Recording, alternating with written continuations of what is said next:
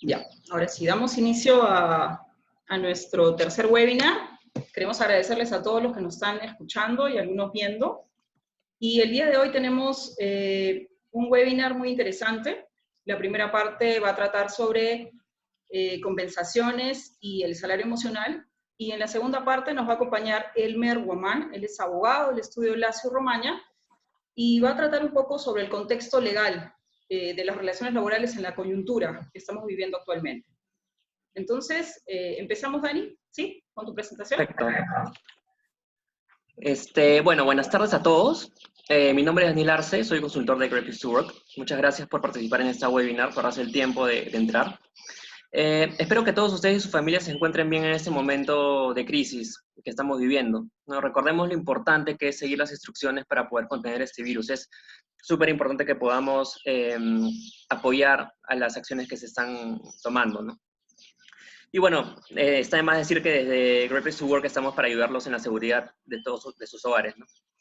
Bueno, el tema que vamos a ver el día de hoy corresponde a cómo gestionamos las compensaciones en este contexto del COVID-19, ¿no? Poniendo énfasis en la importancia del salario emocional.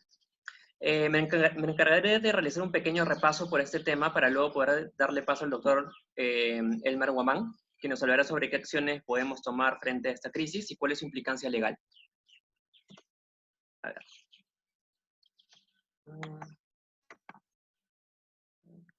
A ver, empecemos por hablar un poco de nosotros. Somos una organización que está centrada en construir un mundo mejor, ayudando a las organizaciones a construir excelentes lugares para trabajar para todos.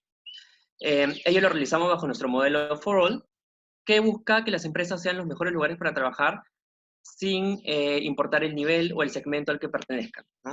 Entonces, ahí tenemos, por ejemplo, nuestro logo For All, que significa esto que acabo de decir. Ahora, ¿cómo seguimos construyendo este mundo de organizaciones en un tiempo tan duro que nos está tocando? Pues lo hacemos a través de la confianza. La confianza es la clave de nuestro modelo y en verdad es la clave de las relaciones humanas exitosas. La confianza es clave para generar empatía entre los miembros del equipo desde cada una de nuestra posición de trabajo. Y esta confianza debe ser íntegra con el modelo del negocio. No podemos hablar de la confianza como un tema aislado, ¿no? Ya que no funcionaría de esa manera. Tiene que estar articulado con cada acción que realizamos y ser el componente principal de la cultura de la empresa. Ahora, como vemos en nuestro modelo, en este gráfico, la confianza está en la parte central de nuestro modelo, ¿no? Se apoya en los valores de la organización y en el liderazgo efectivo. En un contexto como el que estamos viviendo actualmente, podemos ver los valores de la empresa en su máxima expresión, ¿no? Siempre se dice que podemos ver realmente cómo es una organización o una persona en tiempo de crisis, en los peores momentos. Esto toma forma tanto en el ámbito laboral como personal, ¿no? Además, eso nos va a servir para saber si nuestros valores están bien sustentados y así es una oportunidad también para reforzar o modificar los valores según lo que observamos. Por el otro lado, están los líderes, ¿no? Que son los embajadores visibles de los valores de la organización. Ellos son la clave para poder sostener las decisiones que se tomen. Mucho depende de la relación que tiene el líder con sus equipos, es decir, la confianza y empatía para lo que buscamos comunicar, para que lo que buscamos comunicar sea bien recibido, ¿no? O sea recibido como buscamos que sea recibido. Entonces, con la confianza basada en los valores y en el liderazgo efectivo, maximizar el potencial humano es súper importante y eso es lo que buscamos, de manera que se logre la innovación y el crecimiento financiero, ¿no? Como les comenté al inicio, no podemos desligarnos de los objetivos de la organización, que finalmente es generar ganancias, ¿no? Pero buscando el bienestar de todos los que componen esta organización. Ahora, vamos a entrar al tema que vamos a tocar. Primero, hablemos un poco de la compensación total, ¿no? ¿Qué es la compensación total? Este concepto es muy importante que sea conocido tanto por los líderes como por los colaboradores, ya que si los colaboradores Así los colaboradores no van a ver el sueldo básico y el sueldo variable como un únicos elementos de su compensación, ¿no? Que en este contexto pueden verse afectados y de todas maneras se van a ver afectados por la economía que estamos viviendo. Sino también es importante que el colaborador tenga en cuenta que también los beneficios, que muchas veces son llevados a segundo plano por ellos mismos e incluso son exigidos como un derecho más, sin ver el fondo real del mismo, es una liberalidad de la empresa finalmente, ¿no? Entonces, esto, lo que debería buscar la empresa con esto es buscar el bienestar de todos los colaboradores. Además, muchas veces, por una falta de comunicación, los colaboradores no saben todo lo que tienen a su disposición, lo que la empresa pone a su disposición, fuera de la retribución monetaria. Entonces, la compensación total, la cual sirve mucho que sea cuantificada, es muy importante poder cuantificar esta compensación total, es decir, la parte de beneficios más que todo, porque todo lo demás son números. Se componen de sueldo básico, remuneraciones variables, que son comisiones e incentivos, generalmente es la parte de ventas, incentivos a corto plazo, que en la mayoría de los casos son los bonos por desempeño, incentivos a largo plazo, que son denominados también LTIs, por sus siglas en inglés, Long Term Incentive, y los beneficios. Ahí entra el salario emocional, ¿no? Ahora, ¿qué significa gestionar las compensaciones? ¿Qué significa diseñar y gestionar un programa de compensaciones? Ser equitativo internamente, es decir, que todos los grados salariales hayan dentro de la organización de estructura salarial tengan equidad entre ellos, entre cada persona que compone este grado. Ser competitivo externamente, es decir, ser atractivo para la sociedad al momento de contratar y ser buen pagador. Que este diseño de lo que vamos a ver como compensaciones sea planificado y sustentado por un presupuesto. No nos podemos salir de un presupuesto que la empresa nos da, eso es bastante claro, de manera que nos ayude a gestionar el gasto. Más que sea comprensible y que esté dentro de un marco legal específico, ¿no? Es importante que nosotros como profesionales de la compensación no hablemos siempre con nuestros términos solamente, sino que la gente nos entienda, ¿no? Que los colaboradores entiendan exactamente todo el marco legal que hay de fondo y que hablemos también con palabras bastante amigables, ¿no? Que sea capaz de reformarse en el futuro. Este es súper importante y más en un momento como el que estamos viviendo, en esta crisis, ¿no? Que sea capaz de reformarse en un futuro de acuerdo a la estrategia del negocio. Muchos negocios van a cambiar su estrategia después de esta pandemia del COVID-19. Entonces, nuestra estrategia de compensaciones, nuestro plan de compensaciones, tiene que ser capaz de reformarse en el futuro, ¿no? Y en cualquier momento y ante cualquier necesidad. Y bueno, que sea eficiente en su administración, es decir, que controlemos el gasto, ¿no? Que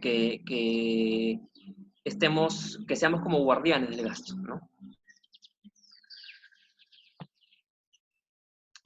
Ahora, antes de pasar a la siguiente diapositiva, desde hace unos años el diseño de la estrategia de compensaciones se ha vuelto sumamente importante en las organizaciones, no por un tema normativo, sino que, como les comenté, da un control del gasto eficiente, ¿no? Lo cual implica e impacta, perdóname, en los resultados del negocio, ya que uno de los mayores gastos, si no es el mayor gasto de la compañía, es la nómina. Veamos un poco más a detalle qué es el salario emocional. Son los incentivos no económicos que la organización ofrece a sus colaboradores de tal manera que se genere bienestar y se impulse el compromiso y la motivación, ¿no? En este tiempo de crisis por el COVID-19, es importante que las empresas comuniquen las prácticas y beneficios que tienen para los colaboradores, ¿no? Principalmente los que son dirigidos a la salud, familia y el desarrollo personal. Además, es un buen momento para aplicar prácticas nuevas como respuesta de este momento de crisis, ¿no? Como pueden ser portales de entendimiento para los colaboradores, asesoría psicológica, cursos en línea, entre otros. Ahora, en Great Place to Work buscamos que las prácticas y beneficios que otorga la empresa se realicen de acuerdo a nuestro enfoque Gift Work, el cual viene del inglés gift, que es regalo, Keep Work, que está abajo. Las interacciones y en este caso las prácticas y beneficios que realice la empresa, que no se ven como una mera transacción o una mercancía, ¿no? Sino como un regalo que le estamos dando al colaborador. No se trata de otorgar solo dinero, sino buscar los detalles y ser más empático con el colaborador.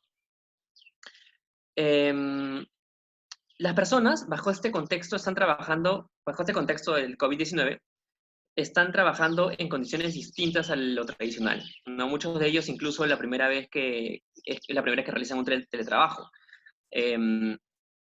Y entonces las relaciones laborales directas a las cuales estaban acostumbrados entran en un stand-by. Dentro de nuestras dimensiones, dentro del modelo de subordinaciones, existe la camaradería. Este se ve afectado, por ejemplo, en este caso, ¿no? Se va a ver afectado la camaradería en este caso porque no hay interacción entre los compañeros de trabajo. Las personas están buscando seguridad, preocupación por parte de la empresa, y este enfoque Give Work ayuda a ello. Con este enfoque se busca que la gente sienta el respeto y el cuidado de la organización hacia ellos. Me refiero a que no se sienta como una obligación o una pose para la foto, ¿no? Para quedar bien o mal, que estoy dando esto a mis valores en este momento de crisis, sino que se hace genuinamente como una pasión hacia ellos, ¿no? Eso es lo que nosotros buscamos dentro del modelo, dentro del enfoque. Ahora, ¿cómo comunicamos las prácticas y acciones que se toman en este contexto?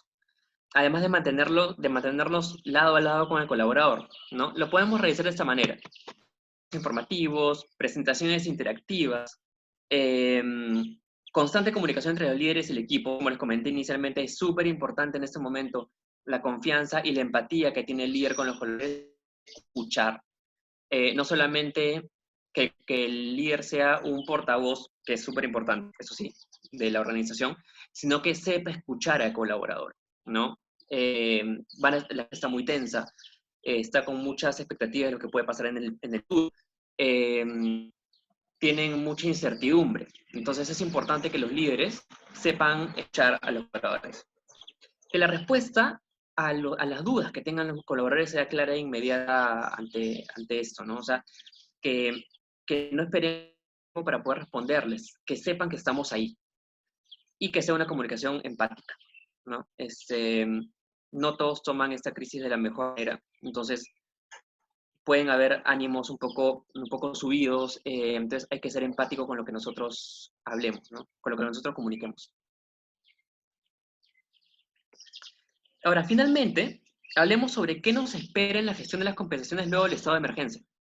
De todas maneras, el mundo no será el mismo, ¿no? Y también esto en nuestro país, principalmente en la economía, por los nuevos hábitos y el estilo de vida que tendremos los peruanos, ¿no? Esto, ustedes saben que afecta al PBI directamente. Entonces, ¿cuáles son los retos de la compensación para el estado post-emergencia? ¿Cómo nuestra estrategia debe cambiar o debe ser revisada? Se podrían revisar los benchmarks de mercado selecto, ¿no? ¿Con quiénes nos comparamos? ¿Quiénes son las empresas que estamos comparando? Si realmente van a seguir siendo importantes para nosotros o no, ¿no? Analizarlo. ¿Con qué percentil nos estamos comparando dentro de nuestra estrategia de compensaciones? Por ejemplo, si con la plana mayor nos comparamos con el percentil 75 del mercado, hay que revisarlo si es que es posible seguir comparándonos con ese percentil. Si a los colaboradores de mandos medios lo comparamos con el percentil 50, es decir, con la mediana, tenemos que ver si es que realmente podemos ir comparándonos con este percentil, y así sucesivamente entre todos los niveles y todos los grados que tenga la compañía. Revisar los planes variables. De todas maneras, los variables de la fuerza de ventas van a verse afectados por un tema de que ahorita no pueden salir a vender. Y probablemente esto nos tome un tiempo para que vuelva a la normalidad. Entonces se tienen que revisar esos planes de variables también, ¿no? Revisar las amplitudes de las bandas salariales, ¿no? Lo que se recomienda es el más o menos 20% para hacer una amplitud de banda, pero veamos qué es lo que va a mejorar la nueva estrategia del negocio y la nueva estrategia que tomemos. Veamos también los criterios de pago del bono por desempeño, ¿no? Nuestras metas, nuestros objetivos van a cambiar. Por ende, el bono por desempeño, el pago ya no va a ser como habíamos pensado inicialmente, ¿no? Entonces, veamos el criterio de pago, cuáles son los requisitos. Y algo muy importante también es ver si las revisiones salariales anuales se van a realizar o no. Y en este caso hay que ver cómo comunicamos al colaborador en una empresa en la que las revisiones salariales anuales se hacen como religiosamente cada año, cómo comunicarles a ellos que ya no se va a realizar, ¿no? Entonces, en caso que ya no ocurra, ¿no? Entonces, como les comento, la comunicación es muy importante en este caso, una comunicación bastante asertiva y mucha empatía y confianza hacia los colaboradores. Bien, esto ha sido un pequeño resumen de cómo manejamos la gestión de las compensaciones desde una visión del salario emocional y de la comunicación, además de los retos que nos esperan luego que termine este aislamiento social obligatorio dentro de nuestra estrategia de compensaciones. Ahora le doy pase al doctor Elmer Román Estrada, quien es abogado laboralista y asociado senior de Lazo y Romaña Abogados.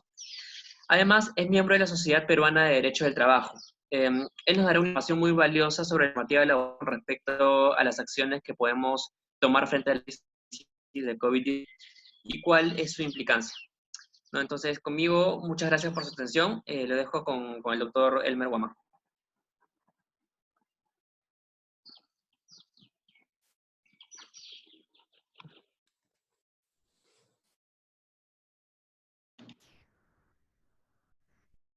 Dani, ¿puedes dejar de compartir tu pantalla? Sí, justo acabo de dejar de compartir. Perfecto, gracias.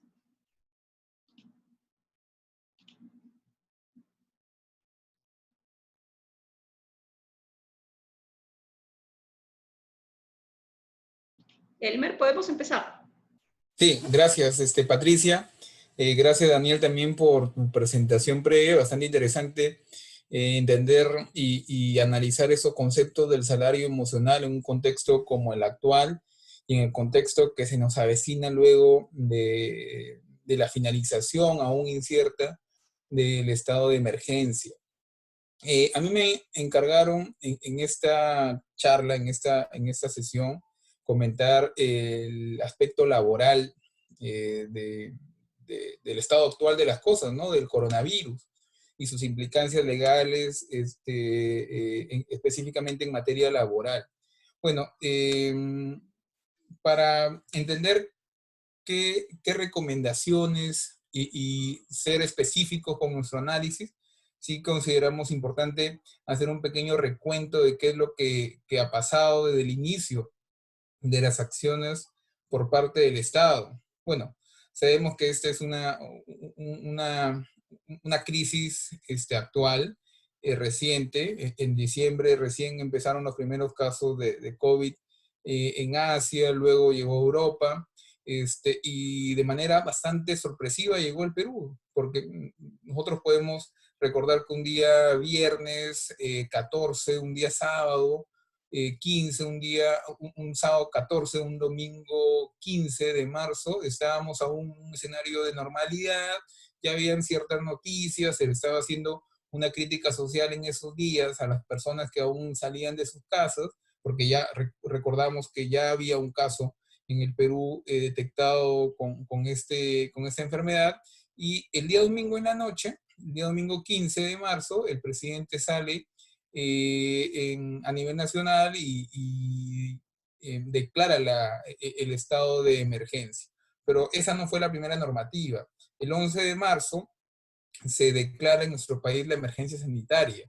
Y es importante saber y tener claro este concepto de la emergencia sanitaria, porque es un concepto vigente a la emergencia sanitaria, que es distinto al concepto de estado de emergencia. La emergencia sanitaria en nuestro país se declaró por 90 días desde el 12 de marzo y está vigente hasta el 9 de junio de este año. Si contamos los 90 días, la finalización de este estado de emergencia se va a producir aún en junio, el 9 de junio.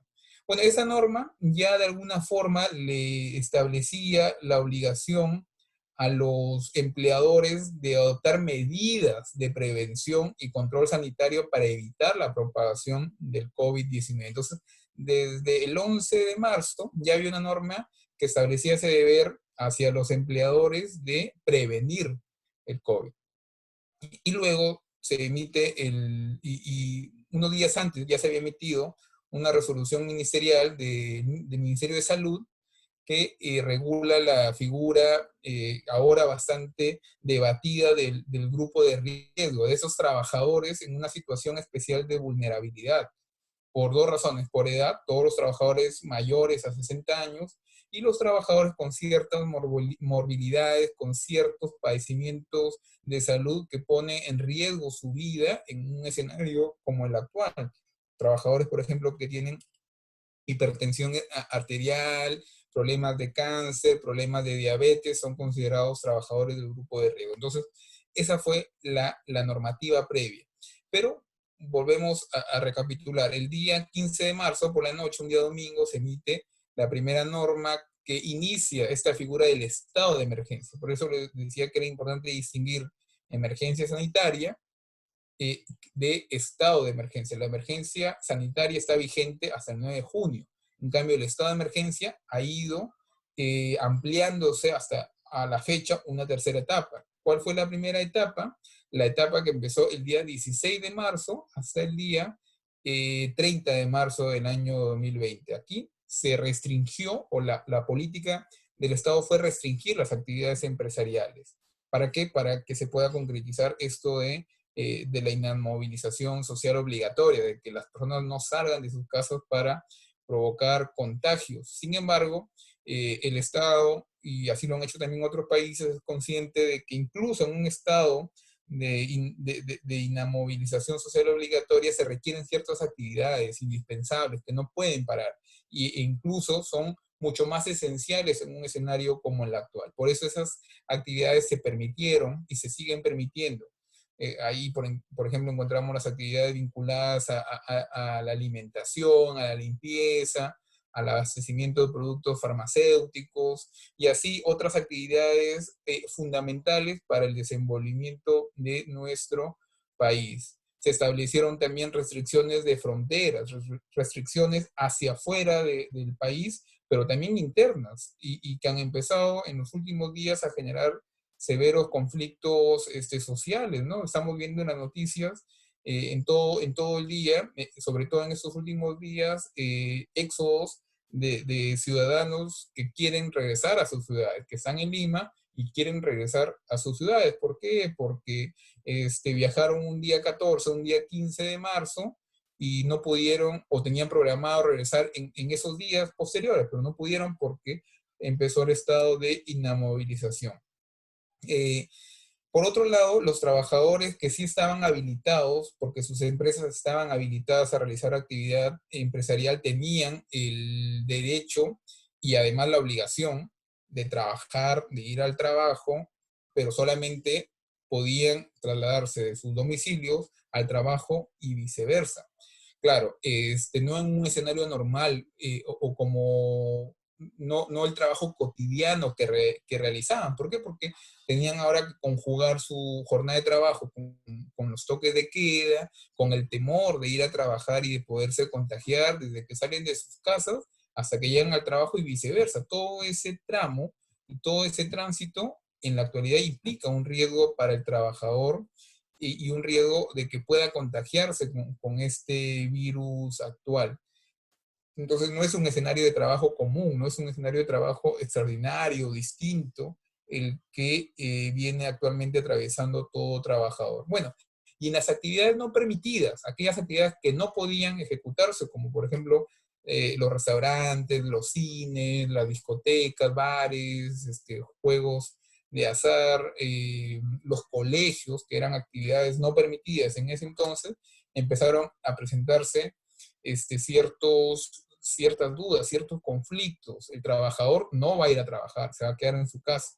Entonces, el empleador debía pagarle salarios o estaba facultado a no pagar los salarios. Entonces, en esta primera etapa, la intención, la política del gobierno fue clara. A ese trabajador que no va a ir al centro de trabajo y se va a quedar en su casa, el empleador debía, como primera opción, ver la manera de poder brindarle trabajo remoto. Esto es trabajo que pueda realizar desde su domicilio. Esa era la primera opción. Entonces, si el trabajador estaba en su casa y ejecutaba trabajo desde su casa, estábamos frente a una ejecución del contrato de trabajo normal, cotidiana, y el empleador debía después cancelarle su salario al trabajador, con algunas ciertas pues, particularidades propias del hecho de que el trabajador ya no esté en el centro de trabajo, sino que esté en su casa. Y cómo podía en esos casos el empleador concretizar su poder de fiscalizar a los trabajadores, de sancionarlos, de poder determinar si cumplían o no una jornada o con los encargos. Ahí hemos visto en la experiencia cotidiana cierta flexibilización y cierto énfasis en que los trabajadores cumplan finalmente con un producto o con un encargo específico. Entonces, esa era la primera opción, el trabajo remoto, pero no todo trabajo puede ejecutarse de manera remota, como por ejemplo las actividades más físicas, las actividades propias de obreros o de trabajadores que solo pueden hacer su labor en el centro de trabajo, como por ejemplo, no sé, pues una secretaria el personal de limpieza, personal que tiene que ir al centro de trabajo para ejecutar sus labores. Entonces, ahí el Estado enseñó lo siguiente, no se le puede dar trabajo remoto, entonces tu empleador tienes que pagarle a esos trabajadores una licencia con goce de haber, pero se crea una figura bastante novedosa, que es esta de la licencia con goce de haber compensable. Entonces, tu empleador tienes que pagarle, estás obligado a pagarle el salario al trabajador, y ese trabajador cuando acabe la cuarentena, porque en ese momento la expectativa era que durase la cuarentena los 14, 15 días que se había señalado, regresase y debía compensar, ejecutar más trabajo para compensar lo que se le había pagado, porque se le estaba pagando sin trabajo. Entonces, la idea era que cuando regrese, trabaje un poco más o trabaje en días feriados, días de descanso semanal obligatorio o en vacaciones para compensar eso que ya se le había pagado. Entonces, esa era la propuesta, los lineamientos del Estado en en este primer periodo de cuarentena. Luego empieza la segunda etapa de la cuarentena y se extiende la primera cuarentena o el estado de emergencia, se extiende del 31 de marzo al 12 de abril. Primera duda que surge cuando se extiende la cuarentena en esta segunda etapa. ¿Las reglas de la primera etapa de la cuarentena se mantienen vigentes o hay nuevas reglas, nuevos derechos para el empleador o nuevos derechos para el trabajador? La duda que probablemente surgió ese día que se emitió la norma o al día siguiente era que algunos sostenían que no se aplicaba y que el empleador en ese nuevo escenario, las empresas podían tener más libertad en relación al trabajador, pero la otra postura que ya se asentó luego y quedó bastante consolidada es que las reglas eran las mismas de la primera etapa de la cuarentena. Esto es, el empleador tiene si el trabajador puede hacer trabajo remoto, perfecto, hace trabajo remoto, trabaja desde su casa y se le paga su salario. Pero si no puede hacer trabajo remoto, se le debía seguir otorgando licencia con goce de haber compensable. Entonces ya teníamos 15 días del primer periodo y 15 días del segundo, ¿no? Prácticamente ya estábamos con un mes bajo ese tratamiento en el que el empleador debía seguir pagando salario y el trabajador cuando regresara lo iba a compensar. Pero en ese tránsito, el Estado, a través de normativa, comunicados, entrevistas de sus funcionarios, permite la negociación entre la empresa y el trabajador para poder definir esa compensación que debía luego el trabajador ejecutar cuando regresara después de la cuarentena. Y esa compensación ha generado pues que bajo un marco de negociación entre la empresa y el trabajador, la compensación se materialice, por ejemplo, a través de adelanto o goce de vacaciones, pago de vacaciones pendientes ya generadas o adelanto de vacaciones. Algunas empresas pactaron con sus trabajadores reducción temporal de salario, reducción de jornada, fraccionamiento en el pago de los salarios, y bueno, eran medidas permitidas por la normativa, sobre todo en esa segunda etapa de la cuarentena. Además, ya se empezaron a liberar los fondos de AFP para que los trabajadores puedan disponer de ellos. Se le dio ya una primera subvención a las empresas del 35% del salario de sus trabajadores que ganaran 1.500 soles. Se creó este bono de 380 soles para los trabajadores independientes. También se les permitió a los trabajadores que no aportaban o no, no tenían aporte de la CTS, que también la puedan retirar si es que no habían aportado en los últimos 6 meses. Pero lo que empezó a hacer eco en la opinión pública, en los medios, fue el pedido del sector empresarial de poder ejecutar, llevar a cabo una suspensión perfecta. Ese término, que es un término propio del derecho laboral, que no es nuevo, que lo podemos encontrar en los manuales de hace 20, 30 años, en nuestra normativa está en la norma laboral actual que data de los años 90 del siglo pasado. No era una figura nueva, está regulada, existe una regulación, una casuística. Las empresas ya han hecho suspensión perfecta siempre que había, por ejemplo, alguna complicación, algún paro, algún problema o alguna catástrofe, por ejemplo, un huaico, y la empresa tiene que cerrar alguna operación, hacía suspensión perfecta. Entonces, no era una figura nueva. El sector empresarial está pidiendo, de alguna manera, que se flexibilice este trámite y este procedimiento. Y el Estado no se manifestaba de forma tajante. Y en ese interín nos encontramos con la tercera etapa de la cuarentena, que empezó el 13 de abril y que está vigente hasta este domingo, el 26 de abril. Pero pese a que ya se emite o se prorroga por tercera vez la cuarentena, no había claridad en relación a la suspensión perfecta. Y bueno, luego del pedido intenso del establecimiento de reglas particulares, reglas claras, el día 14 de abril, a través de un decreto de urgencia, se regula una suerte de procedimiento de suspensión perfecta especial para la coyuntura, se podría decir, pues una suspensión perfecta de labores COVID 2019. ¿Por qué? Porque nosotros creemos que bajo la estructura de la normativa actual, la causa que justificaría esta suspensión perfecta es precisamente el impacto para las empresas derivado del COVID. ¿Qué es esta suspensión perfecta? La suspensión perfecta de labores implica que ambas obligaciones de las partes de la relación laboral, empleador y trabajador, deben sus principales obligaciones. Esto es, dejan de cumplir con sus principales obligaciones. El empleador ya no paga salario, esa es su principal obligación, pagar la remuneración y beneficios, y el trabajador ya no ejecuta sus labores. Bueno, en un escenario actual, así el trabajador ejecutar sus labores tampoco lo podría hacer, ¿no? Porque no puede salir de sus domicilios. Entonces, esta suspensión perfecta aplica para todas las empresas del régimen laboral, las empresas del sector privado y algunas empresas también del Estado, cuando estas empresas no pueden implementar trabajo remoto o licencia con goce de haber porque sus actividades no lo permiten o por un nivel de afectación económica bastante grande.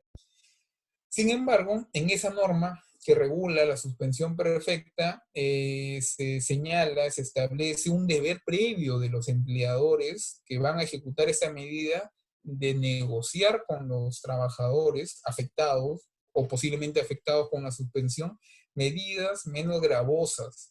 Menos gravosas, ¿con qué? Con la percepción de salarios por parte del trabajador. ¿Por qué? Porque la suspensión perfecta implica que los trabajadores no ganan salario, dejan de recibir su sueldo y sus beneficios por el periodo de la suspensión. Lo que el Estado le señalaba a los empleadores como un deber es que esa suspensión sea excepcional y que antes de agotarla negocien con los trabajadores medidas, mecanismos que le permitan a esos últimos, a los trabajadores, ganar algún salario. Posiblemente no el mismo salario que venían recibiendo, sino un salario menor, siempre que no afecte la remuneración mínima vital. Entonces, esa es la línea de partida en el análisis para la viabilidad o no de una suspensión perfecta. La suspensión perfecta no puede ser la primera medida o la primera opción del empleador para dejar de pagar salarios. Justificadamente, en muchos casos, probablemente por el contexto actual, pero la norma es clara. Primero hay que agotar esa negociación con los trabajadores. Un sinceramiento entre el empleador y los trabajadores que busquen que estos últimos al menos sigan ganando algún salario que les permita sobrellevar esta situación actual, esta crisis derivada del coronavirus. Ahora, la suspensión perfecta no es un trámite sencillo, no es un procedimiento fácil y de rápida tramitación ante el Ministerio de Trabajo. Es un procedimiento que va a implicar que la empresa pueda ser fiscalizada por los inspectores de la SUNAFIL en una primera etapa y luego revisada toda su documentación por parte del Ministerio de Trabajo. O sea, no es automática. Tiene que la autoridad administrativa, el Estado, aprobarla. Y lo que hemos visto en los últimos días en las noticias, en los diarios, es que el Estado va a ser bastante rígido, bastante exigente cuando tenga que revisar ese pedido de suspensión perfecta que han hecho las empresas. ¿Y qué va a pasar si el Estado rechaza esa suspensión perfecta? El empleador va a tener luego que pagar los salarios de ese periodo de suspensión. Suspensión que solamente puede durar hasta 30 días después de finalizar la emergencia sanitaria. Si la emergencia sanitaria acaba, al menos eso lo dice la norma actualmente, hasta el 9 de junio, 30 días más, estamos hablando de hasta el 30 de julio. Ese es el plazo máximo por el que las empresas podrían solicitar la suspensión perfecta. Ahora, el Estado ha sido consciente de que los trabajadores que se puedan ver afectados con la suspensión perfecta podrían quedarse, y esa es la consecuencia natural de la suspensión, sin salario por ese periodo de la suspensión. ¿Qué ha hecho el Estado? De alguna manera, ver mecanismos que le permitan al trabajador en esta coyuntura, en esta época, poder recibir o generar algún ingreso. ¿Y cómo va a poder generar esos ingresos? Primero, a través de la disponibilidad que va a tener de su fondo de CTS, de compensación por tiempo de servicio, a razón de un sueldo de su CTS por mes de la suspensión. Y si no tiene fondo de CTS, el trabajador tiene el derecho de solicitarle a su empleador que le libere, que le adelante la CTS de mayo, que está próxima a ser depositada, y que además le adelante la gratificación de julio de este año. Entonces, el empleador, cuando va a ejecutar una suspensión perfecta, tiene que ser consciente de que, si bien puede haber un ahorro en el no pago de salarios y beneficios, sí puede también esta suspensión implicar un desembolso de dinero si los trabajadores solicitan el adelanto de estos beneficios. Y si el empleador es una microempresa, régimen en el que el empleador no tiene la obligación de pagar CTS y probablemente no lo hace, no la paga, el Estado ha dispuesto un fondo que lo va a gestionar en salud de pago de 760 soles mensuales por cada mes de la suspensión de labores. Luego también se han establecido mayores posibilidades de retiro de AFP, tanto para los trabajadores que se vean afectados por la suspensión como para otros trabajadores que en una primera temporada o en una primera opción no pudieron retirar su CTS, ahora sí la van a poder retirar otro grupo de trabajadores su AFP. Y para los empleadores, con esa norma que se emitió para la tercera temporada del estado de emergencia, también se les dio como facilidades poder aplazar el pago de la CTS de mayo en relación a los trabajadores que no estuvieran incluidos en la suspensión o ganaran 2.400 soles. Y básicamente esa facilidad. Ahora, hace unos días ya se emitió un reglamento de la suspensión perfecta y el día de hoy, por ejemplo, revisamos Gestión u otro diario de circulación Si vemos duras y severas críticas, sobre todo de la perspectiva empresarial contra la suspensión perfecta regulada. ¿Por qué? Porque se han establecido ya parámetros económicos que van a tener que ser demostrados para el empleador que ha implementado la suspensión perfecta. Entonces, y eso va en consonancia con lo que las autoridades del Estado han señalado en relación a la suspensión perfecta, que no es un procedimiento sencillo, no es un procedimiento fácil y que requiere probanza sobre la crisis económica de la empresa o el hecho de que no pueda ejecutar trabajo remoto o licencia sin goce de haber. Entonces, probablemente no toda empresa va a poder superar ese trámite de manera exitosa y en todo caso luego va a tener la complicación de pagar los salarios por ese periodo y posibles también demandas, multas administrativas. Entonces, ese es un poco el recuento y de manera bastante breve de lo que la normativa desde el 16 de marzo ha indicado en relación a los empleadores y en relación a los trabajadores. Ahora, ya estamos 22 de abril, estamos con la incertidumbre, la duda en relación a si la cuarentena se va a extender o no. Eso probablemente se tenga que definir estos días que faltan de la semana y sería lo ideal que se defina mañana jueves, el viernes, para poder ya analizar qué van o qué medidas van a adoptar las empresas para la cuarta extensión de la cuarentena. Ahora, algunas dudas o algunas interrogantes que aún se mantienen o criterios y opiniones en relación al escenario actual. Las empresas que han accedido a este bono del 35% de planilla y al programa Reactiva Perú, está todo ok, se han pedido la suspensión perfecta. Bueno, la ministra de Trabajo indicó que esas empresas que accedan a esos subsidios del Estado no iban a validar su suspensión perfecta, pero en el decreto supremo que hace unos días se emitió, eso no se ha señalado de forma expresa, pero sí se ha indicado que los inspectores cuando revisen la documentación de los empleadores van a poder revisar el destino, indica la normativa, de los fondos que el Estado le ha brindado. Es decir, tú tienes el subsidio del 35%, que solamente es para un cierto grupo de trabajadores, un préstamo de Reactiva Perú. ¿Cuál ha sido la finalidad? ¿Pagarle a proveedores o simplemente no tenían ningún fin ni ninguna conexión con un gasto laboral? Si es así, probablemente la suspensión no sea aceptada.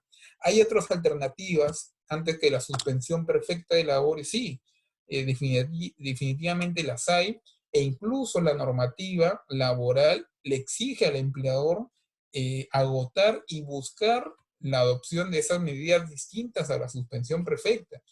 Por ejemplo, en mi experiencia como asesor laboral, los últimos días han sido interesantes porque sí han habido clientes, empresas que quieren ejecutar una suspensión perfecta, pero el primer filtro que debe explorar el asesor legal es el de buscar otras opciones antes que la suspensión perfecta.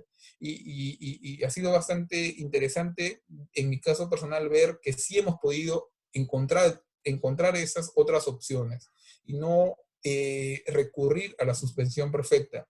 Una reducción salarial, por ejemplo, justificada, consensuada, negociada con los trabajadores, que si han tenido un buen clima laboral previo, o ese tipo de salario emocional del que hablaba el expositor anterior, en el que el trabajador advierte y se siente cómodo en el centro de trabajo, en la empresa, no por el salario que perciba necesariamente, sino por otro tipo de políticas o beneficios, como por ejemplo FlexiTime, como por ejemplo beneficios para las trabajadoras embarazadas o madres, por ejemplo los viernes casuales o los viernes que uno puede salir un poco antes, no rigidez en horario de ingreso y salida. Ese trabajador que conoce y sabe que el negocio apuesta por él, probablemente entiende y valide una reducción de salario temporal, ¿no? Porque la empresa lo necesita para poder pagarle a proveedores, para poder pagar otro tipo de gasto laboral, una reducción de jornada con su consecuente reducción de salario, un aplazamiento o fraccionamiento en el pago de los salarios, etcétera, son mecanismos que no son en la actualidad opcionales, sino que son obligatorios para el empleador. ¿Con qué fin? Con el fin de evitar la suspensión perfecta y el trámite ante el ministerio que puede ser rechazado, y sobre todo para no complicar el clima laboral en la empresa. ¿Por qué? Porque si la empresa o el empleador adopta la suspensión perfecta es porque no pudo negociar con los trabajadores medidas menos gravosas, y además se somete a un filtro o a un trámite que podría ser rechazado. Entonces, si es rechazado ese trámite ante el ministerio, los trabajadores van a poder advertir o van a considerar que la decisión que adoptó su empleador no fue la correcta, fue una decisión equivocada. Entonces, el clima laboral probablemente salga herido después de ese tipo de situaciones. El trabajador que ha considerado en su momento que puso todo a favor de la empresa para poder trabajar, y ahora cuando la situación es crítica, ve que no hay adopción de otras medidas, o que la primera adopción, la primera medida que asume el empleador es no pagarle salarios y evitar ese costo, y que luego además vea que el ministerio no le ha dado la razón al empleador, probablemente no quede contento con esa decisión de la empresa. Entonces, esas son de alguna manera las bondades de una negociación previa a la suspensión perfecta. La suspensión perfecta sí tiene ventajas para el empleador, porque no va a pagar, se va a ahorrar el costo laboral de 1 o 2 meses o el periodo que decida adoptar la suspensión perfecta, pero tiene esas desventajas futuras en relación al clima laboral. Ahora, el estado de inamovilización, la cuarentena va a finalizar en algún momento, tiene que finalizar, y paulatinamente las empresas van a retomar su actividad empresarial hasta llegar a la plenitud, y los trabajadores van a regresar al centro de trabajo poco a poco, hasta que en algún momento ya se puedan adoptar. Y aquí sí se exige un deber de los empleadores hasta durante ese tránsito, durante esa etapa, de adoptar medidas en seguridad y salud en el trabajo bastante exigentes. ¿Para qué? Para evitar los contagios, ¿no? Por ejemplo, podemos ver diariamente en las noticias que empresas bastante reconocidas tienen algún tipo de complicación o algún trabajador, y probablemente han adoptado todos los mecanismos de seguridad y salud posibles, y el contagio no fue en el centro de trabajo, sino que fue en el tránsito del domicilio al centro de trabajo, o el trabajador salió un fin de semana al mercado a hacer compras y ahí fue que se contagió.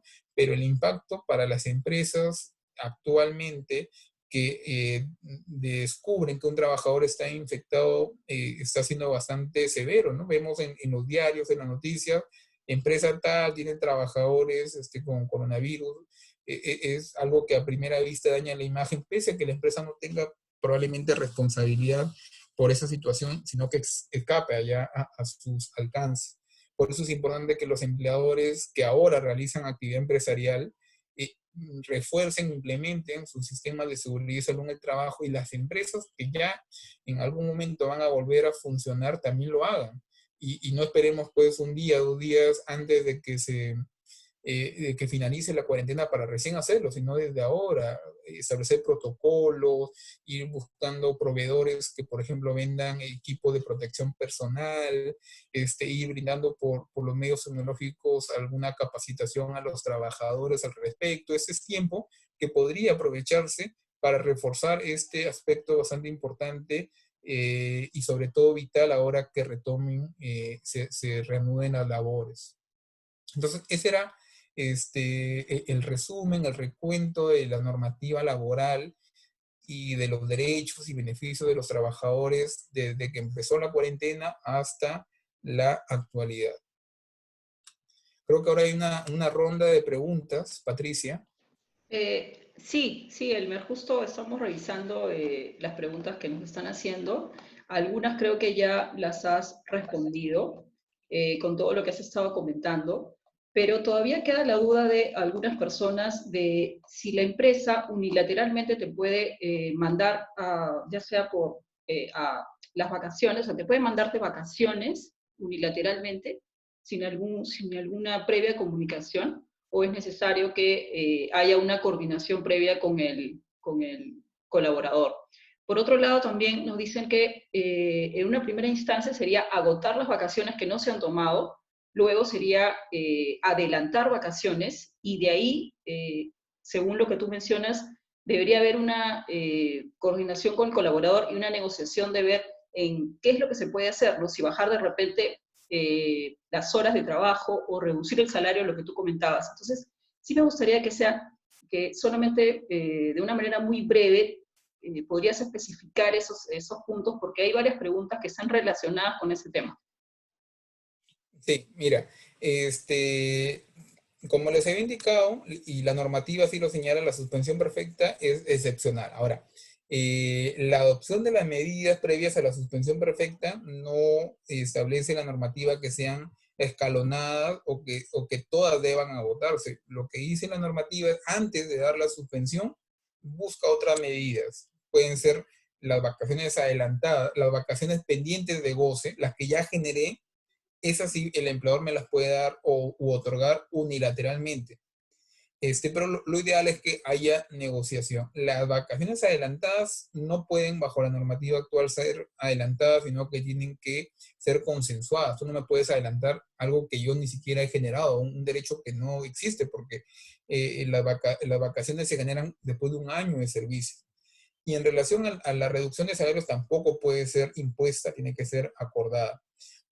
Entonces, a lo que iba, no son consecutivas, ni son necesariamente todas exigibles. Esto es, no tengo que, para la suspensión primero, agotar vacaciones, luego adelantar y luego la reducción de salarios. Lo que ahora las empresas podrían, en la negociación con los trabajadores, es pactar la suspensión de labor y la reducción de salarios como primera opción, si así adoptan, y si así lo acuerdan, 3 meses de reducción de salarios, por ejemplo.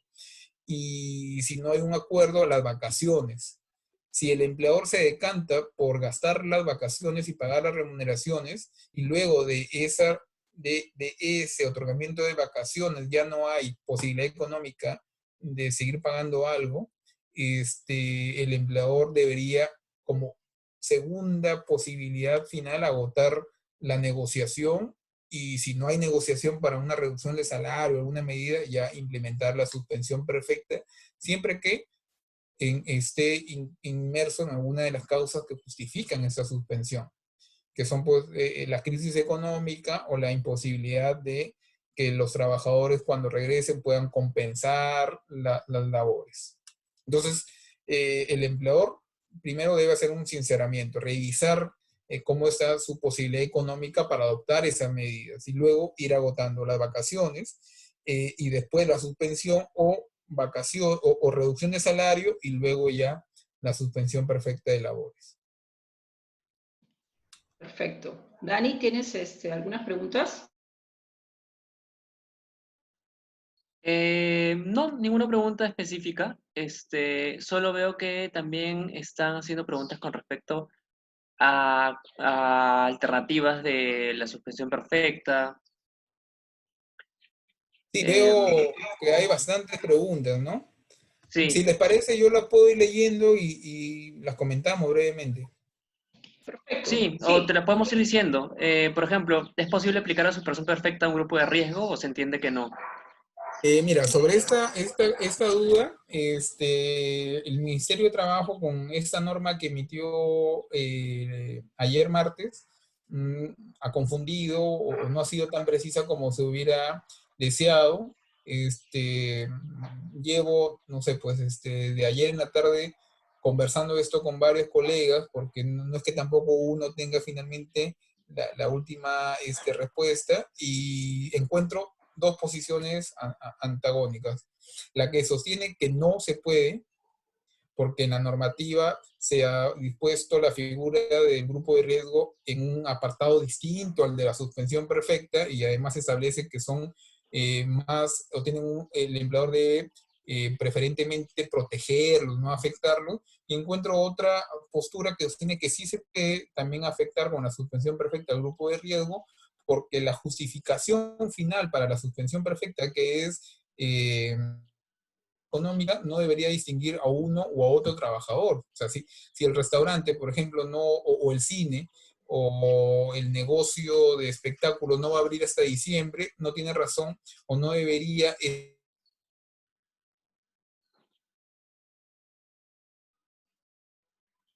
esa misma carga, también debería tener los trabajadores. No hay una justificación objetiva para seguir o que el empleador asuma el pago de salario o licencia en relación a este grupo. ¿Por qué? Sino al grupo restante. Particularmente yo me inclinaría por considerar que la suspensión perfecta, cuando existe la justificación y se han agotado ellos, debería permitir también la suspensión de los contratos de trabajo del grupo de riesgo.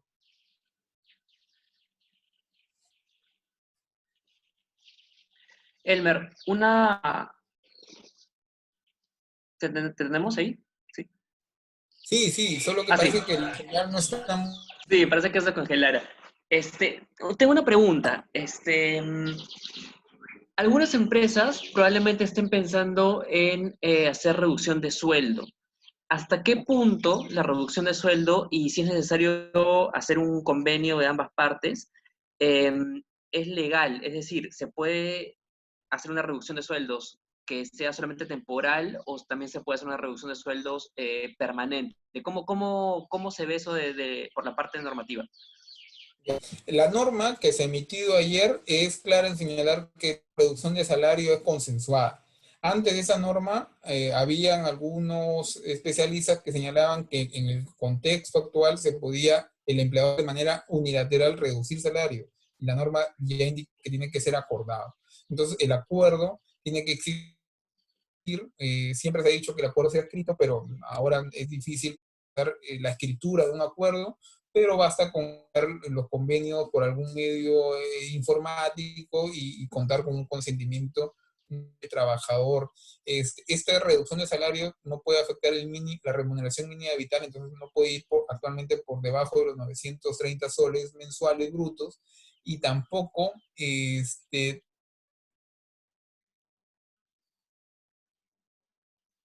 puede justificar el contexto actual. Entonces, una vez que la empresa vuelva a generar los ingresos y ya se encuentra en una situación normal, esa reducción de salario no tendría ninguna justificación. Por eso, digamos que debe ser temporal. Ok, y Elmer, también tengo entendido que se puede realizar de manera consensuada entre ambas partes también. Eso nos gustaría que nos puedas confirmar.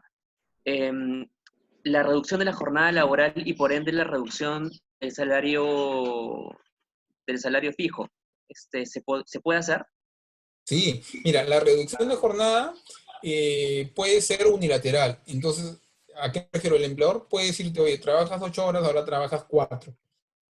No hay ningún problema, pero el salario no se puede mover.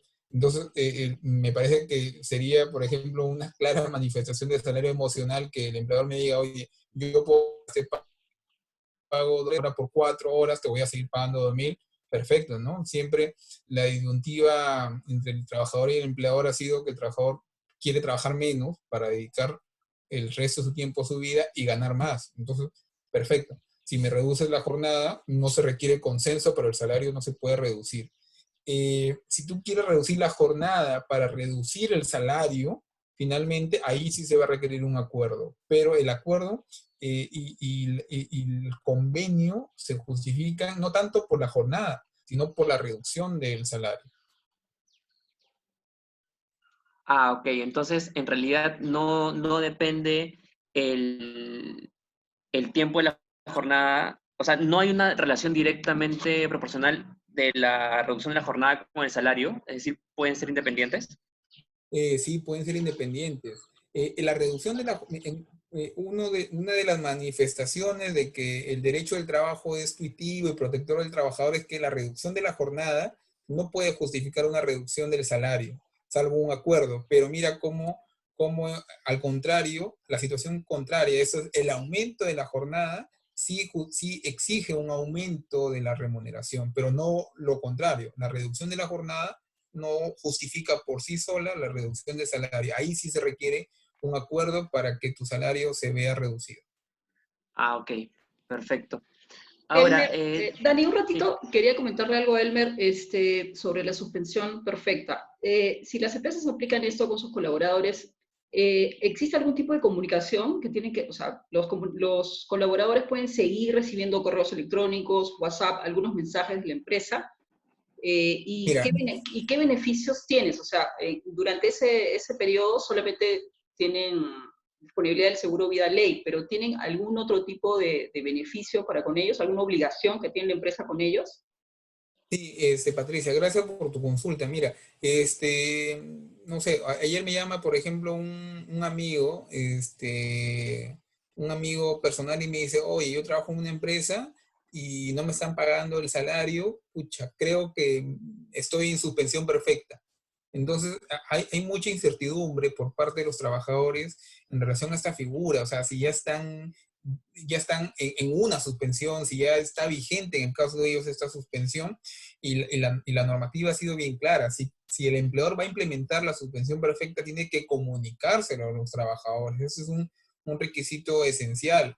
¿Cómo? Con un correo, un comunicado, un WhatsApp, cualquier mecanismo que permita dejar constancia de esa comunicación. Entonces el empleador le informa a los trabajadores, como ya lo han hecho algunas empresas y ha sido conocido en las redes sociales o en los medios, se le comunica, se le informa de manera general o individual, y una vez que se le informa a los trabajadores, hasta el día siguiente, los empleadores tienen que ingresar su solicitud al Ministerio de Trabajo.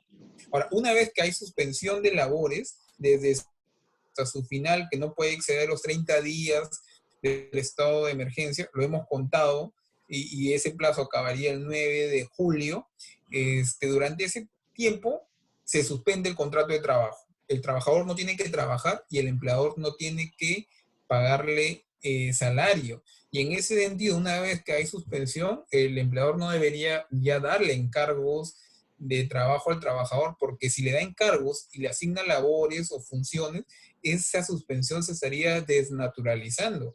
Y el trabajador con esos medios de prueba luego podría reclamar en la vía judicial o ante SUNAFIL un uso fraudulento de la suspensión, porque la suspensión es no trabajar y que no me paguen salario. Si tú, empleador, me estás encargando cosas y me estás dando trabajo, en realidad debes pagarme salario. Ahora, por otro lado, la suspensión tampoco implica que los deberes de buena fe del trabajador no tengan que seguirse ejecutando. Entonces, no sé, pues si el trabajador comete un delito en ese periodo de suspensión, el empleador lo puede despedir. Hay una falta grave que es comisión de un delito doloso sentenciado, o el trabajador sale en las redes sociales insultando al gerente general de la empresa, igual puede ser sancionado. El deber de buena fe, el buen comportamiento del trabajador sigue vigente también en ese periodo.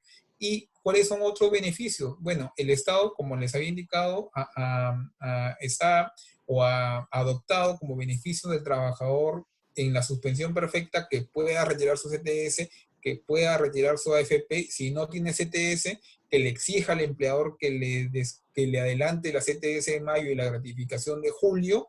Y si es un trabajador de una microempresa, el Estado le va a otorgar 760 soles mensuales por cada mes de la suspensión de labores. Y en relación a salud, la normativa claramente ha señalado que el trabajador puede irse a atender a de salud, incluso así no haya cumplido los meses de cobertura. Y la duda que por ahí ha estado rondando es en el caso de los trabajadores de una EPS. Y hoy día vimos, por ejemplo, en la mañana un funcionario del Ministerio de Trabajo que indicaba que la EPS ya era un tema contractual entre las aseguradoras, clínicas y los trabajadores, pero somos de la idea de que la atención EPS también debería brindarse durante este periodo de suspensión perfecta. Perfecto. Y acá hay una duda sobre, supuestamente cuando la empresa aplica la suspensión perfecta, ¿va para todos los colaboradores o es solo para una No, parte? Puede ir para una sola parte. Sí, ya ha quedado aclarado eso con incluso una entrevista que hicieron a la ministra de Trabajo, que sí puede estar enfocada en un grupo, pero claro está, evitando o sin que haya una discriminación o una afectación, ¿no? Por ejemplo, tengo 20 trabajadores peruanos y 20 trabajadores extranjeros y suspendo a todos los extranjeros. Entonces, ¿por qué solamente ellos, ¿no? O trabajadores de determinado origen, raza, religión, etcétera? Una suspensión de ese tipo podría ser inválida por afectar a un grupo protegido, o por ejemplo suspendo a los dirigentes sindicales nada más, o a los trabajadores que justo habían formado un sindicato, a ellos los suspendo. Esa suspensión es discriminatoria y es inválida. Pero si no hay ningún motivo de ese tipo evidente y discriminatorio, la suspensión sí puede dirigirse a un grupo de trabajadores. Ok. Daniel, ¿tienes alguna pregunta adicional? No, sino estaba leyendo algunas preguntas que habían hecho los asistentes.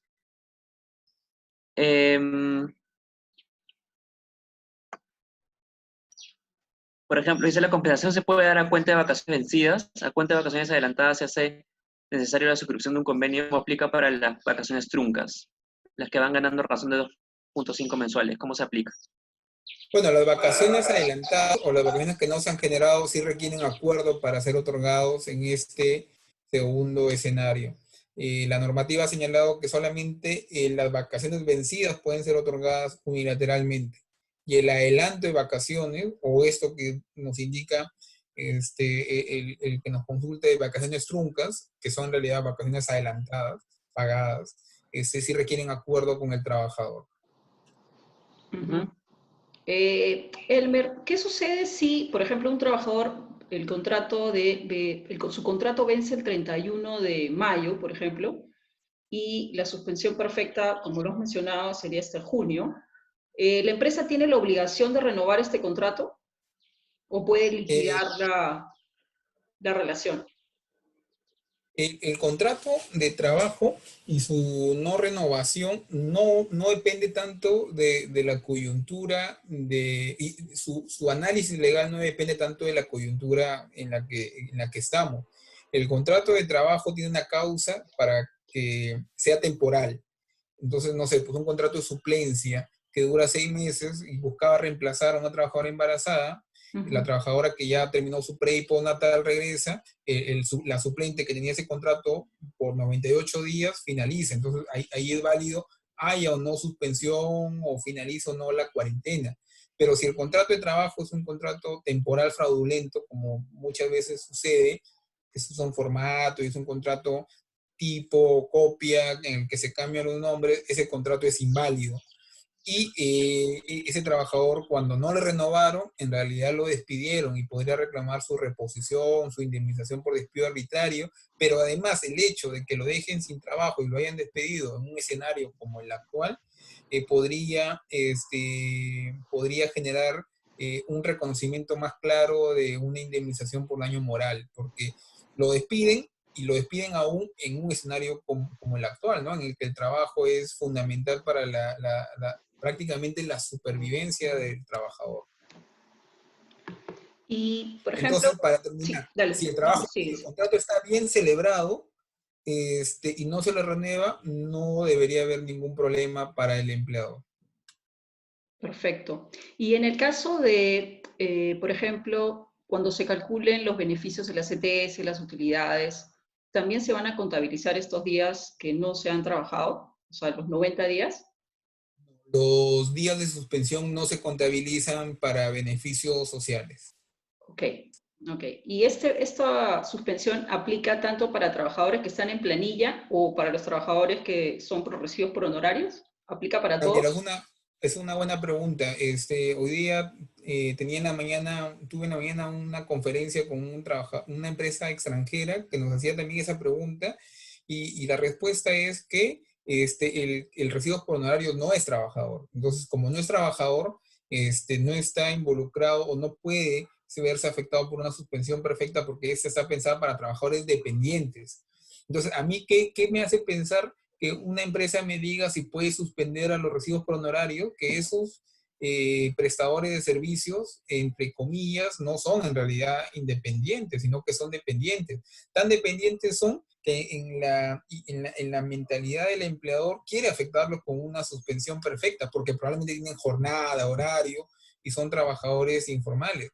Pero el trabajador independiente real, por ejemplo, no sé, yo soy abogado de una empresa externa y a los 6 meses le veo un juicio y le emito un recibo por honorario, a mí que no me va a suspender porque no soy su trabajador, ¿no? Entonces, Claro. simplemente no me contrata durante todo ese tiempo y cuando tenga posibilidad me contrata. Pero la empresa que está pensando suspender o está pensando si es válida la suspensión de prestadores de servicios independientes es porque probablemente no sean tan independientes. Ok. Daniel. Sí. Am,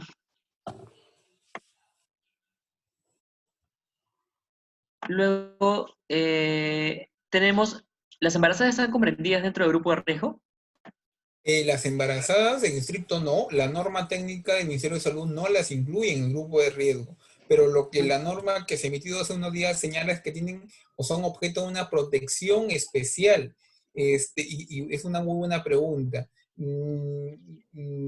Hay posiciones para ambos lados que podrían, en relación a la suspensión perfecta, porque queda claro Sí. que técnicamente para los especialistas en salud no son grupo de riesgo, pero sí tienen una protección especial y podría sostenerse que bajo esa protección especial, y así lo señalan algunos especialistas, no podrían verse afectadas por una suspensión perfecta. Y en el caso de ellas, es hasta lógico que no se les vea afectados en la suspensión perfecta, porque afectarlas con la suspensión perfecta es no solo afectarlas a ellas, sino al niño que está por nacer o que ya nació, porque la trabajadora embarazada tiene protección antes, después del parto, incluso la normativa desliza la protección durante el año en la latencia de la trabajadora.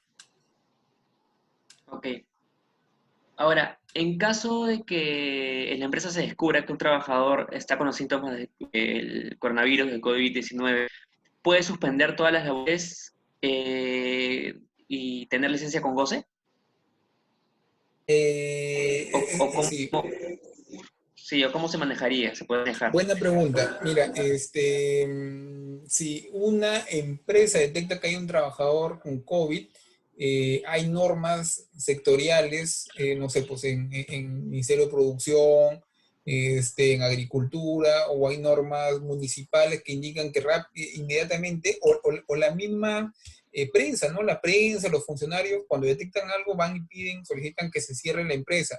Los días en los que la empresa cierre el negocio para desinfectar o para llevar a cabo sus protocolos, no son una suspensión perfecta, sino que son un lapso de suspensión para implementar las medidas, que tampoco va a ser excesivo, ¿no? No debería ser más de 4, 3, 5 días probablemente, y esos días sí deberían ser remunerados. Si la empresa viene desenvolviéndose, viene realizando actividad empresarial, esos días deberían ser remunerados.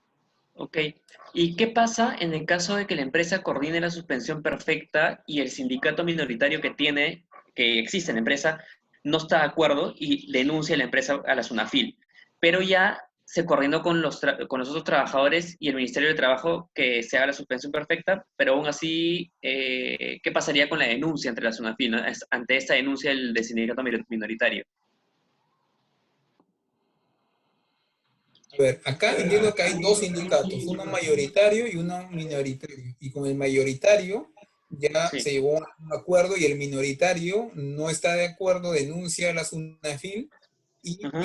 pese a eso se suspende. A mí parece que si ha habido un acuerdo con el mayoritario, que es el sindicato representativo y que representa a la mayoría de trabajadores, y suspende. Ahora, pero yo no entiendo, coordine, pero la suspensión perfecta no se coordina, la suspensión perfecta es unilateral. Lo que se coordina son las acciones y medidas previas a la suspensión, que si se llevan a cabo ya no hay suspensión. ¿Cómo se podría coordinar la suspensión perfecta? Lo que probablemente quizá consulten es si han coordinado una licencia sin goce de haber, que tiene una similitud con la suspensión perfecta. Si hay un acuerdo válido con el sindicato mayoritario sobre alguna medida que podría incluso ser la suspensión perfecta a través de una licencia sin goce de haber, y hay denuncia, probablemente no prospere, ¿no? Porque el sindicato mayoritario, la normativa claramente señala que representa a todos los trabajadores, a los afiliados y a los no afiliados. Ok. Elmer, y también nos preguntan, ¿qué beneficios sociales se pierden durante la suspensión perfecta? Durante la suspensión perfecta se suspenden todos los beneficios. Entonces, no sé, pues por ejemplo, si la suspensión perfecta empieza en mayo, no empieza, claro, en mayo, por ejemplo, la gratificación de julio, que se calcula a razón de un sexto por mes de labores, solamente en julio correspondería 4 sextos, ¿no? Enero, febrero, marzo y abril. Mayo y junio no se computan para gratificaciones, y lo mismo pasa con CTS, con eh, vacaciones también, para utilidades ocurre lo mismo, para asignación familiar también no se tiene que pagar porque no hay remuneración. La asignación familiar se paga, aunque ahí sería interesante hacer el análisis, porque para algunos la asignación familiar se paga siempre que hay el trabajador tiene un hijo. Queda ahí a la duda. Yo creo que sí se suspendería también el pago de la asignación familiar, pero en principio todos los beneficios se suspenden, menos el seguro de vida ley. Ahí el empleador tiene que seguir pagando el seguro de vida ley. ¿Y se podría aplicar licencia sin goce de haber en vez de suspensión perfecta? O sea, ¿cuál es la diferencia entre las dos? Mira, lo que han hecho algunos y se ha recomendado en la asesoría empresarial es, en vez de hacer la suspensión perfecta, que es la más difundida, que es el trámite unilateral del empleador, el empleador, como un despido, decide y ejecuta la suspensión y la tramita ante el ministerio. Otra figura podría ser el convenio o el acuerdo de licencia sin goce de haber, en el que el empleador y los trabajadores han aceptado que ambas partes no ejecuten sus labores. Nos parece que es un convenio válido en este contexto, debería ser temporal, pero lo que hemos encontrado como desventajas de este convenio de licencia es que el trabajador no va a poder acceder a los beneficios de la suspensión perfecta unilateral. Lo interesante hubiera sido que en la normativa sí se les incluya, ¿no? O sea, el trabajador que acordó con la empresa la licencia sin goce de haber, porque no puede ser unilateral, tiene que ser acordada. Si acordó la licencia con goce de haber con el empleador, va a verse perjudicado, porque el que no la acordó y lo suspendieron de manera unilateral va a poder retirar su CTS, va a poder retirar su AFP, si es microempresa va a poder acceder al fondo de los 700 soles mensuales. Si vemos que ese convenio, si bien es práctico y evita conflictos a largo plazo, a corto plazo, puede dejar en desventaja al trabajador. Perfecto. Dani, tenemos una última pregunta porque ya nos hemos sobrepasado el tiempo y nos estamos aprovechando de Elmer, pero creo que si tienes una última pregunta. Sí, bueno, hay una pregunta que me parece interesante, que es ¿qué pasa si en la empresa se recibe una persona que trabaja en una empresa que recibe el salario desde España, pero en el momento le dicen que no hay pago, o sea, no les han pagado nada? ¿Cómo, dice que desde marzo no les informan nada sobre su pago? ¿Cómo es que se maneja de acuerdo a la legislación peruana si está ejerciendo labores aquí en Perú? O sea, ¿tiene alguna relevancia con la legislación peruana o cómo se maneja eso? Miren, lo primero que habría que ver ahí quién es el empleador, si es una empresa española o es una empresa peruana, porque yo he visto casos de trabajadores que trabajan en el Perú, contratados en el Perú bajo la normativa peruana, pero el pago viene de España, pero no es que la empresa española o la principal española es la que le deposite, sino que la española le transfiere probablemente el dinero a la peruana, y la peruana le transfiere al trabajador. O lo que podría también ocurrir es que el trabajador, su empleador es la empresa española, pero está destacado o está trasladado acá al Perú temporalmente. Si el empleador es una empresa española, habrá que ver la legislación española y cómo se está regulando la suspensión perfecta allá en España, también de los eventos en los que hemos podido participar con colegas extranjeros. En España también hay una suspensión perfecta a causa del COVID, y habría que ver. Por eso es importante definir. Si el empleador es peruano, pero el dinero viene de España, porque la empresa española le transfiere el dinero a la peruana para que éste le pague al Perú, se regula bajo la normativa peruana, y ahí habrá que ver pues si hay o no una suspensión. La situación de un trabajador que no le pagan salario y no le han dicho nada es una situación contingente para el empleador, porque el trabajador, si no le han dicho nada, está generando su salario y tiene todo el derecho a reclamarlo. Cuando el trabajador no generaría salario, cuando ya le comunicaron la suspensión perfecta o cualquier medida, incluso ilegal, pero se la han comunicado. Si no le han comunicado y la situación es incierta, el trabajador sigue generando su salario, y el empleador no podría el día 31 de abril decirle, oye, quiero subsanar esto desde el 1 de abril o del 16 de marzo, porque el trabajador tendría todo el derecho a oponerse. Perfecto. Bueno, Elmer, Daniel, creo que ya nos han brindado una gran información. Creo que hemos resuelto la mayor cantidad de preguntas en esta hora y media ya que hemos tenido. Y nada, agradecerles a los dos, agradecerte a ti, Elmer, por tu buena voluntad de apoyarnos el día de hoy. Y también, Daniel, por todo el apoyo que nos has dado para esta sesión. Agradecer también a todas las personas que nos han quedado escuchándonos hasta este momento. Y bueno, este webinar se va a grabar, ya se está grabando, y lo vamos a compartir con todas las personas que han asistido, y también ustedes lo van a poder compartir con las personas de su equipo. Quería hacer una última consulta, Elmer, si es posible que pueda brindarle tu correo a alguna persona que me escriba con una consulta específica. ¿Me podría brindar tu correo electrónico? Sí, claro. Mi correo es eguaman@lazoabogados.com.pe. Sí, sino que me pueden escribir a mí, a mi correo, y yo le doy tu correo personal o tu correo de la oficina para que se puedan contactar contigo directamente y les puedas resolver las consultas. Pero creo que Sí. hemos resuelto casi todas, en su mayoría. Entonces, nos despedimos. Muchas gracias a todos y nos vemos la próxima semana en nuestro siguiente webinar. Muchas Gracias, gracias, Elmer. Elmer. Muchas gracias, Pati. Gracias, Dani. Gracias a todos.